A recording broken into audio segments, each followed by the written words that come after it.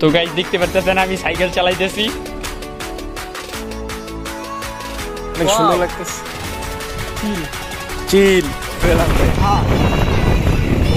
Guys কি বলবো, দেখতে পারতেছেন এমন একটা জায়গায় আসছি, মানে চলে যাবো বাপির কাছে। তো গাইস দেখতে পারতেছেন এই যেগুলো ধান।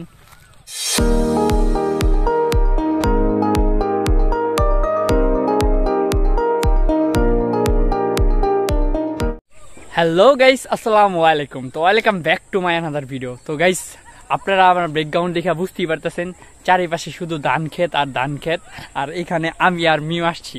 তো মিম, তুমি জায়গাটার পরিচয় দিবা?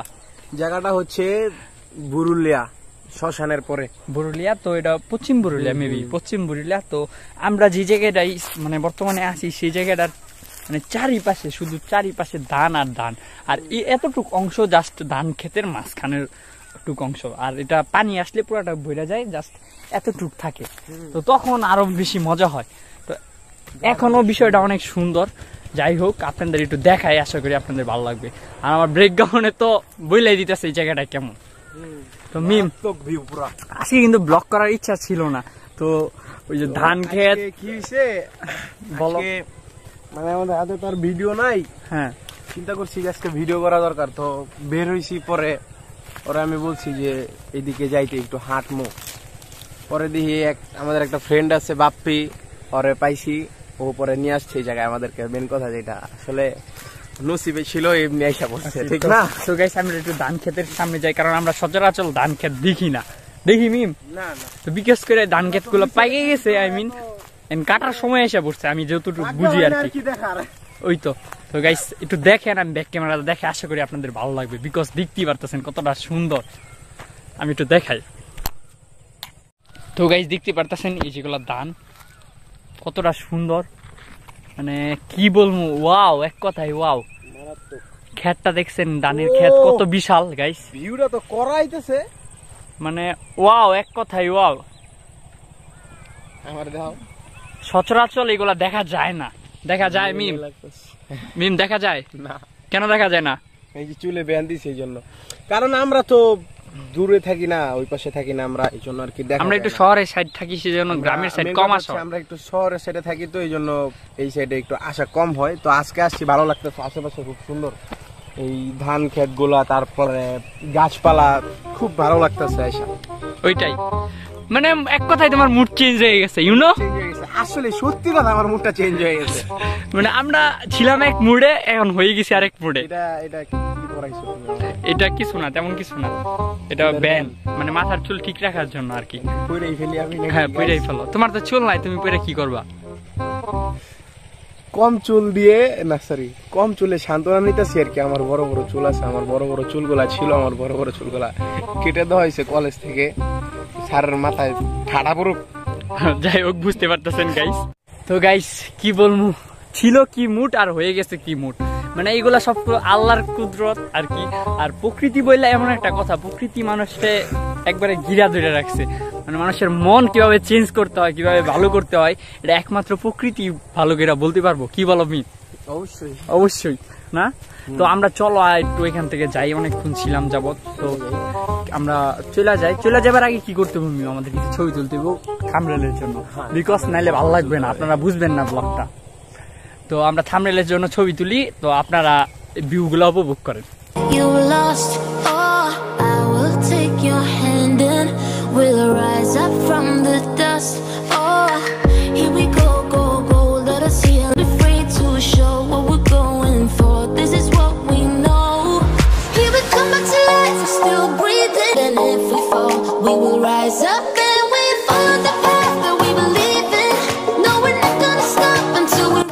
আর এত বিশাল ঘন জঙ্গল, তুমি ঘন জঙ্গলটা দেখাও, মানে কি বিশাল ব্যাম্বো শাইনি, বুঝতেই পারতেছেন কতটা সুন্দর। ওয়াও, আর গাছগুলার উপরের দিকটা দেখা কতটা সুন্দর লাগতেছে, সূর্যের আলো পড়তেছে এদিক দিয়া, আরো সুন্দর লাগতেছে। তো কিছু করার নাই গাইস, ওই যে সূর্যটা। হ্যাঁ, তো কিছু করার নাই, এখন আমরা চলে যাবো বাপ্পির কাছে। তো আজান দিয়ে ফেলাইছে, আমাদের বেশি সময় নেই, তো এখন বাসায় যেতে হইব। তো বাসায় যাওয়ার জন্য আমাদের বাপ্পির কাছে আগে যেতে হইব। তো চলো আমরা বাপ্পির কাছে যাই আগে।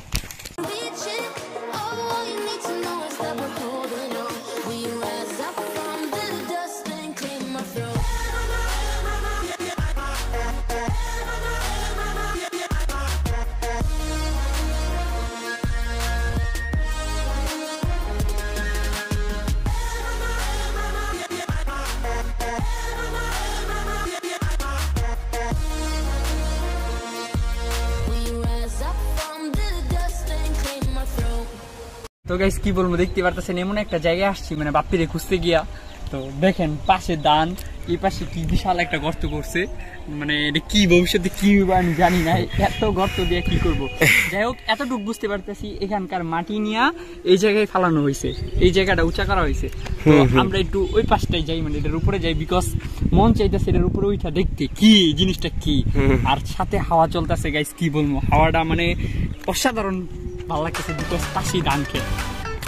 এই ভিউটা খুব সুন্দর লাগতেছে ধান খেতের। সুন্দর না তোমার কাছে? ভালো লাগতেছে ওইটাই। তো আমরা চলো ওইটাই যাই, বেটার হইব ওইটাই, এখানে যাই। তুমি আসতে পারবা? চলো। তো গাইস দেখেন এটা কি পুরা বলতে পারেন এটা পুরা চুনামাটি। না না, মাটিগুলা শুকায় গেছে দেখা, শুকায় গেছে, নয়তো তোমার মতো অপু কি হইতো এই জায়গায়। দাও ক্যামেরা, আমি ভিডিওটা দেখেন।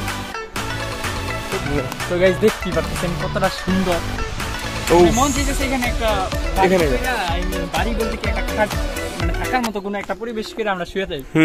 অনেক সুন্দর লাগতেছে, চিল চিল। আশেপাশের ভিউটা দেখেন, আশেপাশে পুরোটাই ফাঁকা, খোলা খোলা একটা জিনিস। Wow, mind blowing, wow. যাই হোক গাইস আপনারা বুঝতেছেন আমরা চিল করতেছি, আর এখন কি করতে হইব, ব্লগটা অফ করে রাখি, পরে আবার কথা হচ্ছে। আচ্ছা ঠিক আছে। মিম আর আমি এখান থেকে চলে যাইতেছি।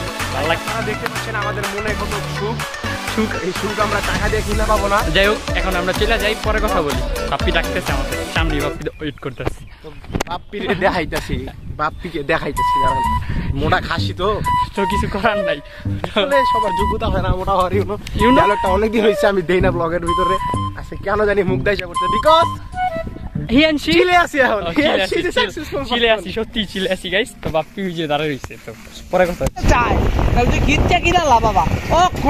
আমি কিনতেছি বাবা, দেবো ঘুরিস করে ডেলি 500 করে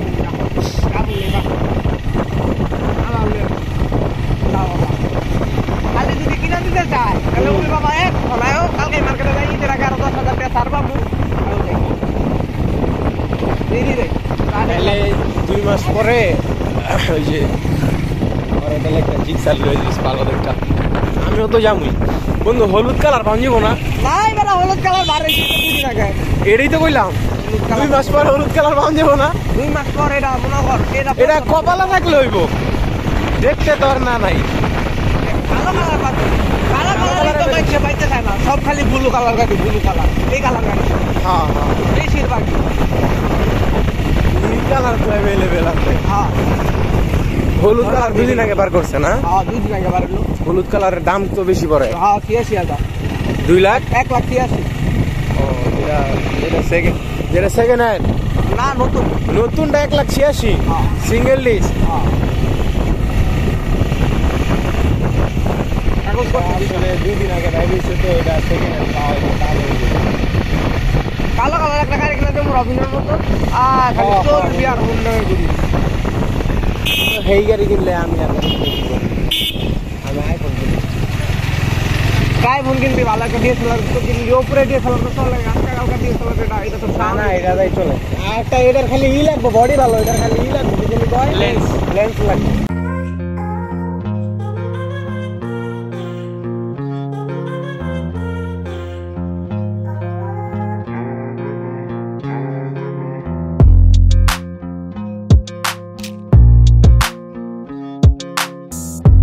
জেলা দিতেছে বন্ধু, তাহলে থাকো বন্ধু, ইনশাআল্লাহ দেখো আবার। তাহলে 2 মাস পরে। তো গাইস দেখতে পারতেছেন আমি সাইকেল চালাইতেছি, মানে অনেক দিন পর আর কি সাইকেলে উঠলাম, বিষয়টা ভালো লাগতেছে, মানে এক কথাই ওয়াও। হাত ছাড়া চালাইতেছি গাইস, বুঝতেই পারতেছেন কতটা ভালো লাগতেছে। তো বেশি চালানো সম্ভব না, আমি ঘুরাইয়া ফেলাই, ঘুরাই মাঠে চলে যায় আমাদের, যেহেতু এটা ছোট ভাইয়ের সাইকেল, তো সামনে ছোট ভাই আসতেছে। তোমার ভালো লাগতেছে? তো গাইস মানে পুরাটাই চিল গাইস, এক কথাই চিল। যাই মাঠে চলে যায়, এটাই আমার লাগে ভালো হইব, মানে ওয়াও, এক কথাই ওয়াও না?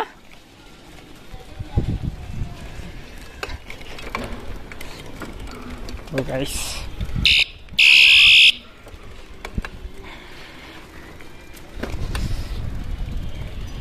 তো গাইস বাপ্পিরে তো বিদায় দিয়ে দিলাম, এখন আমরা ওই যে ঐতিহাসিক মাঠটার মধ্যে বসে রয়েছি।